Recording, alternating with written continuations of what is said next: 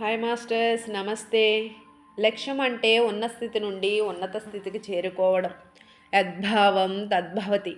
మనం ఎలా సంకల్పించుకుంటామో అలాగే జరుగుతుంది. ఏదైనా నీవు చేయగలవు అంటే చేయగలవు, లేదు అనుకుంటే లేదు. నీ ఆలోచనలే నీ లక్ష్యాన్ని నిర్ణయిస్తాయి. బలమైన సంకల్పంతో దేనినైనా సాధించడానికి ఉండవలసిందల్లా నీపై నీకు నమ్మకం. ఎల్లప్పుడూ మీ లక్ష్యాలను ఒక పేపర్పై రాసుకుని కనిపించే విధంగా పెట్టుకోండి. లక్ష్యాలు లేకపోతే లక్ష్యం ఉన్నవాళ్ళు మనల్ని ఉపయోగించుకుంటారు. లక్ష్యంతో నాయకుడిగా ఉంటావా, లక్ష్యం లేకుండా బానిసగా బ్రతుకుతావో నీ ఇష్టం. నువ్వు ఇష్టపడితే కాదేది కష్టం. సంకల్ప బలంతో సాధించు అసాధ్యాన్ని సుసాధ్యం. నీ తలరాతను నువ్వే మార్చుకో. Thank you masters. Thank you.